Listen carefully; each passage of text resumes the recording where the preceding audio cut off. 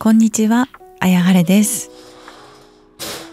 今回は私が痩せるために身につけた習慣を1日のルーティンに沿って紹介します。2022年に投稿した9つの習慣と基本的に大きな変化はないですが、この2年間で蓄積した知識を踏まえて若干アップデートしています。今ダイエット中の方やこれからダイエットに挑戦する方に何か一つでも役に立つポイントがあると嬉しいです。ダイエットを決意してまず初めに取り組んだのがジュース類をやめて水を飲むこと。常に手の届く範囲において何か行動するたびに一口水を飲むというのを習慣にしています。水を飲むメリットとしてよく言われているのが血液循環が良くなって代謝が上がる、便秘解消に効果があるなどたくさんメリットはあるのですが、私が最も実感したのは食欲が落ち着いたこと。これは本や論文から得た知識ではなく、あくまで個人的に実感した話にはなってしまうのですが、水を意識的に飲んで常に口の中を潤していると無性に何か口に入れたいと思う回数が減って間食が減りました。ダイエット以前の私はとにかくお菓子が大好きで、仕事中は必ずデスクにお菓子、食後にポテトチップスを1袋食べてたほど本当に大好きでした。それらをやめられたのは水を飲む習慣のおかげだと思っていて、私の減量に間違いなくいい影響を与えました。またこの習慣のおかげで衝動的な行動を制限できるようになったのが思わぬ副産物で、以前はお菓子を食べたいと思ったらすぐにコンビニに走っていたのですが、今はお菓子を食べたいと思ったらまず一口水を飲んで、それを本当に今やるべきなのかと自問する。ダイエットはできるだけストレスも我慢もない形にしたいけど、これまでの当たり前の習慣を変えていくにはぐっとこらえなければいけない場面もあります。これはダイエットだけでなくあらゆる場面でいい効果を発揮していて、例えばもう今日はソファーでゴロゴロしたいと思った時、一口水を飲んで想像してみる。ソファーで寝転がって YouTube を見て一日を終える自分と、ぐっとこらえて仕事場に向かい今日のタスクを終わらせる自分、どっちの自分でありたいか自問する。人間はもう本能的に怠けたいという気持ちを持っているので、その気持ち自体を湧き立たせないようにするのは難しいですが、その後の行動は自分で決断することができる。私の日常は誘惑だらけなので、この習慣に都度助けられています。私はダイエット当初から1日2リットルを目標に飲んでいますが、1日のベストな水分摂取量は諸説あり、まだ私の中で結論が出ていないので、目に見える範囲に必ず水を置いて行動するたびに一口飲むという行動目標にするのがいいかなと思います。キウイを食べます。キウイブラザーズのグッズ欲しさに毎朝食べてから散歩に行くようにしたら、午前中に気持ちのいいお通じがあるのを実感し、ここ半年ぐらいはこれが朝の習慣の一つになりました。キウイはフルーツの中でも食物繊維が豊富で便秘解消に効果的。ダイエットを機に腸活を意識して食材を選ぶようになりました。腸内環境が良くなると栄養の吸収が良くなり、善玉菌が増えることで脂肪の吸収が抑えられると言われています。ダイエット以前は週に1回しかお通じがないくらい辛い便秘症で苦しんでいたのですが、ダイエットを機に腸活に取り組んだことで溜め込んでいた老廃物がすっきりし、体重が減って肌もきれいになりました。また腸は第二の脳と言われていて、腸内環境が整うとメンタルの安定やストレスの軽減にもつながると言われています。便秘解消に効果のある食材は個人差がかなりあるのではないかなと思っていて、実際に私が取り入れてみて効果を実感したのは、ココナッツオイル入りのコーヒー、もち麦スープ、切り干し大根スープ、わかめスープなど水分と一緒に腸活食材を摂るのが効果的でした。腸活に関してはレシピと一緒に別の動画で詳しく紹介しているので、興味のある方はそちらをチェックしてみてください。食べ終わったら朝散歩に行きます。朝散歩に行く目的は2つ。体を動かして腸を刺激し、気持ちのいいお通じにつなげるため。もう一つが太陽光を浴びて体内時計をリセットし、夜に質のいい睡眠をとるため。この日は雪がちらついていて本当に寒かったのですが、昨年読んだ続ける思考という本に、習慣化するためにはとにかく例外なく毎日続けることが大切と書いてあって、実際に実践して本当にその通りだなと感じています。去年は何かと理由をつけて散歩しない日もあって、1日休むと1週間ぐらい行かない日が続くことがありました。今は雨の日も雪の日も外に出て少しでいいから歩く。今日は行きたくないなと思った時は、玄関を出るまでやって終わりにしようと思いっきりハードルを下げて動いてみる。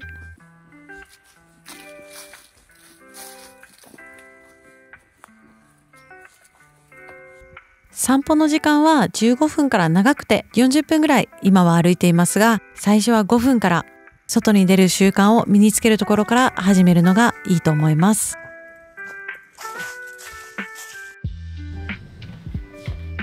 散歩から帰ってきたら着替えて、軽く身支度を済ませたら朝ごはんを食べます。最近の朝食の定番はオートミール蒸しパン。ダイエットを機に食べるようになったオートミール。オートミールだけでなく、主食でよく食べていた白米や小麦粉製品などの白い炭水化物はやめて、オートミール、玄米、もち麦、大麦などの茶色い炭水化物を食べるようになりました。茶色い炭水化物のメリットは大きく2つ。1つ目に血糖値の上昇を緩やかにして脂肪の蓄積を防ぐ。2つ目に腹持ちが良く食事量のコントロールがしやすい。茶色い炭水化物は食物繊維を豊富に含むため、血糖値の上昇が緩やかで脂肪に変わりにくいと言われています。また消化吸収が遅いため腹持ちが良く、ご飯の量を減らしても満足感のある食事を楽しみながらダイエットを続けることができました。オートミール 30g、 卵を1個、ギーもしくはバターを 5g、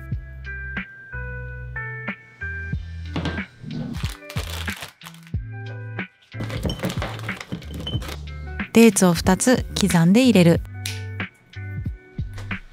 デーツがない間はダークチョコを2つに割って入れたりしていました。よく混ぜ合わせてレンジ600ワットで2分加熱したら完成。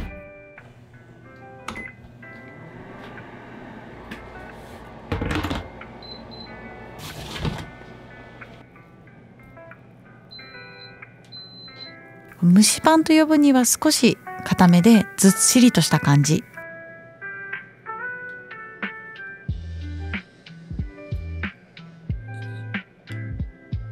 昔は甘いカフェオレが大好きだったけど、ダイエットを機にブラックコーヒー派に。最近ハマっているのが砂糖不使用のアーモンドミルク。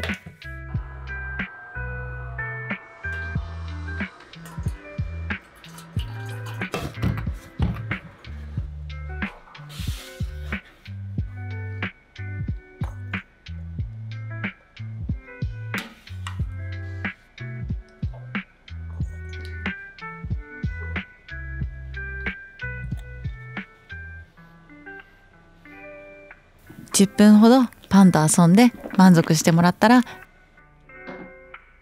読書時間。早く起きればその分読書時間が作れる。それが私の朝起きるモチベーションになっているので、朝起きるのが苦手な人は朝の習慣の中に何か自分の楽しみを一つ入れるのがおすすめです。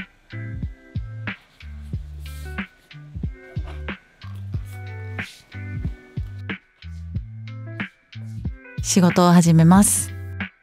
あれ？前に話してたモーニングノートは？と思った方に補足してお伝えすると、モーニングノートは毎日の日課ではなく、今年から書きたい時に書くというルールに変えました。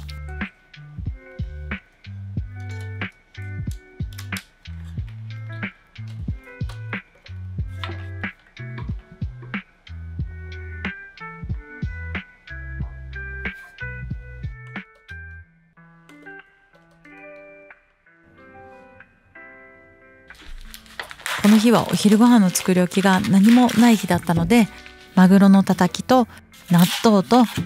めかぶと卵、あとはたまたまあったアボカドを使ってネバトロ丼を作ります。毎食献立を考えるときは、まずタンパク質を何で摂るか考える。肉なのか魚なのか卵なのか。今回のお昼ご飯だったらマグロのたたきと納豆と卵で合計タンパク質量 27g。 タンパク質は三大栄養素の中で最も脂肪に変わりにくい栄養素。摂りすぎた分は尿として排出されるため、食べ過ぎても脂肪として蓄積されにくいと言われています。私は体重 ×1.6g を1日の摂取目標にして食べています。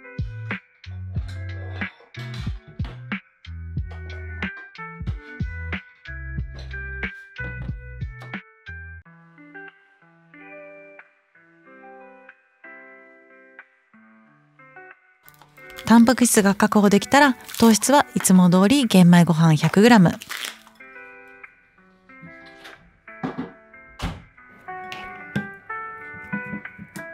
食物繊維はめかぶで摂れる。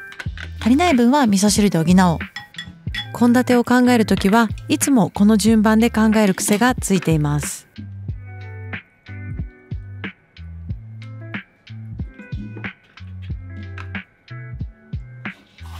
タンパク質の中でも魚を積極的に食べるようにしていて、魚の脂質には脂肪燃焼効果の期待できる良質な脂質が豊富に含まれています。最後に卵の黄身を乗せて完成。白身はスープにします。昨日の残りの大根と青さの味噌汁。レンジ600ワットで2分加熱。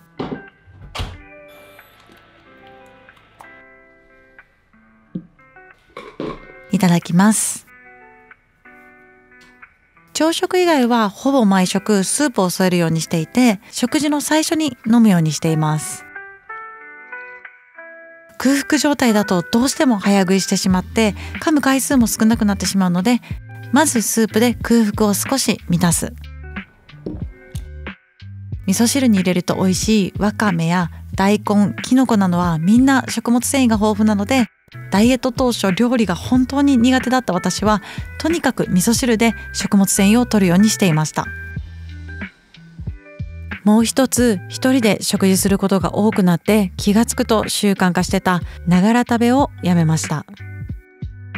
YouTube やテレビなどを見ながら食事をしていると、意識が食事に向いていないので、あっという間に食べ終わってしまいます。ながら食べをやめて食事に集中するようにしたら、食事の満足感がこんなに違うのかとびっくりしました。しっかり噛んで味わうことで満腹感を感じやすくなり、食べ過ぎを防げるようになりました。こんな簡単なことだけど効果は絶大なので、ぜひやってみてほしいです。食べ終わったら片付けて、水を入れたら仕事に戻ります。ちなみに仕事中はタイマーをセットして定期的にトイレに立ったり、水分補給を欠かさないようにしています。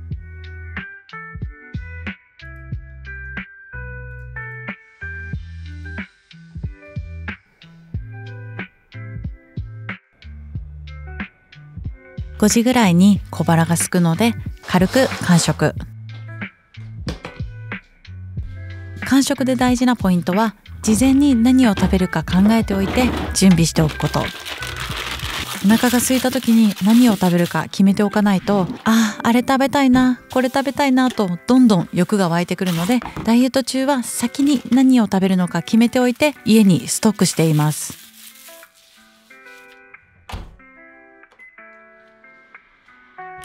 ダイエット当初から常にストックしているのが素焼きナッツと高カカオチョコ。暖かい日はカッテージチーズかギリシャヨーグルトに蜂蜜ブルーベリーをかけたり、寒い時は焼き芋が多いです。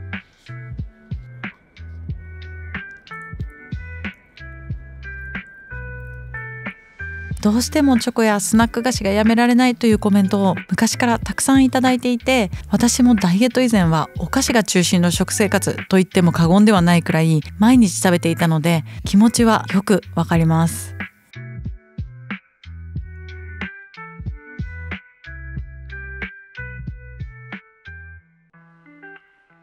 私の場合は4ヶ月後の結婚式に向けてもともとダイエットを始めたので、とりあえず4ヶ月だけお菓子を禁止にしてみるかと期間を決めて始めたのが良かったのかなと思っています。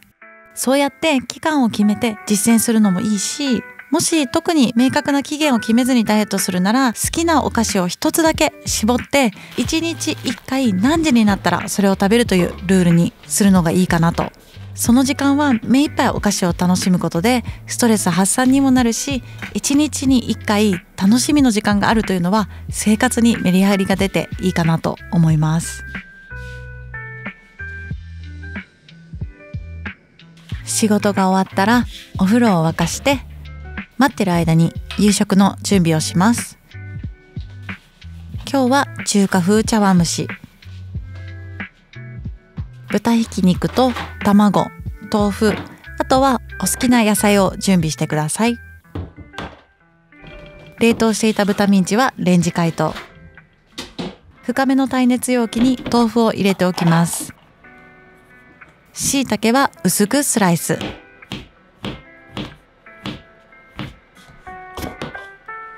ニラは4センチ幅にカット。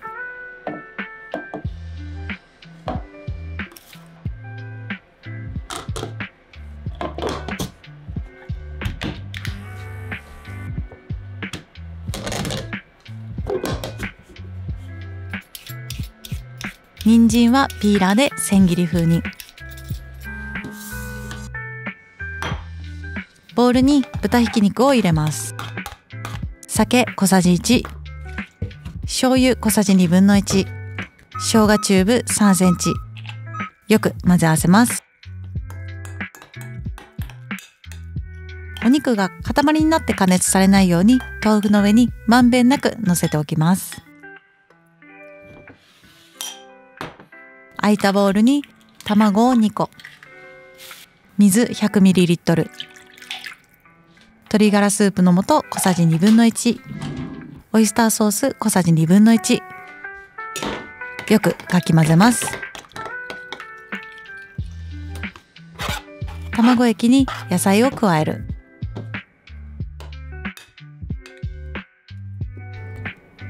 豆腐と豚ひき肉の入った耐熱容器に卵液を流し入れる。せいろに乗せて一旦完成。お風呂から上がってから蒸します。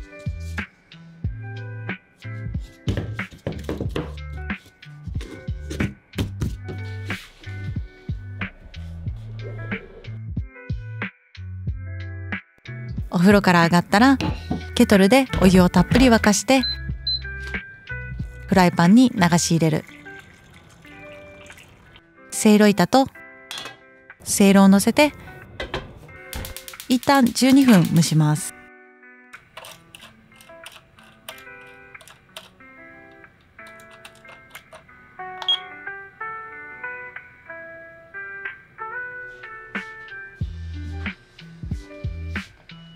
夕食で気をつけていることは、できるだけ胃の負担の軽い食事にすること。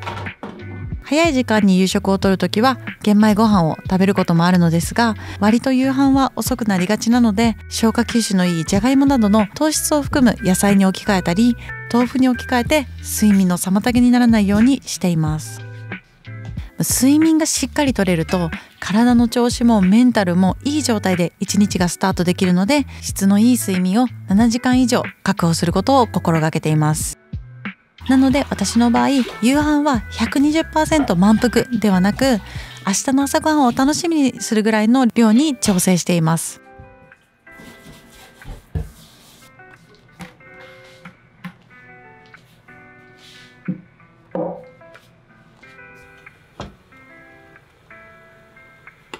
ちょっとお肉の火の通りが足りてなさそうなので、追加で3分加熱。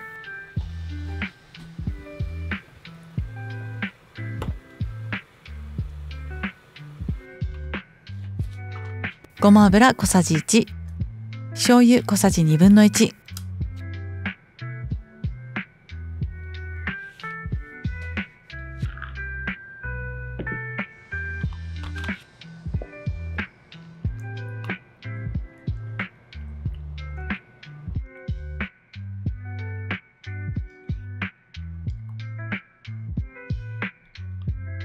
味付けは単品で食べるのにちょうどいい味付けなので、家族がご飯のおかずとして食べるならもう少し濃くした方がいいかもしれません。ごちそうさまでした。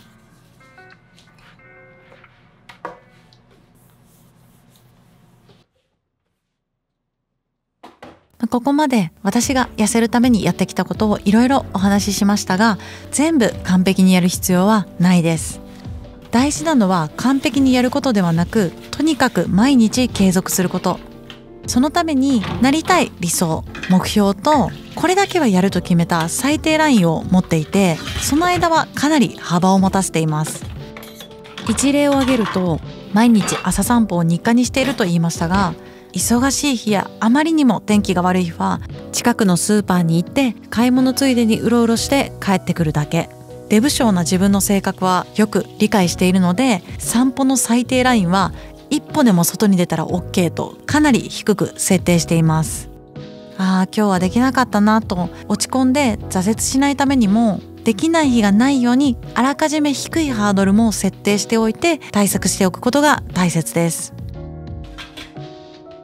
あとは最初に決めたルールに固執せず、どんどんルールはブラッシュアップしていくこと。これぐらいなら毎日できるでしょうと思って目標を立てても、実際やってみると想像以上にハードだったり、逆に簡単すぎて成長を感じられないこともあります。もっと良くなるための変化はどんどん取り入れていくべきで、立てた目標や日課がなんだかしっくりこないなと思った時は都度立ち止まって考えて、納得がいったらまた動き出す。最初から完璧なものを目指さずにトライアンドエラーを繰り返して理想の自分に近づいていく。それが結果を出すための最短ルートだと私は考えています。本日も最後までご視聴いただきありがとうございました。また次回の動画でお会いしましょう。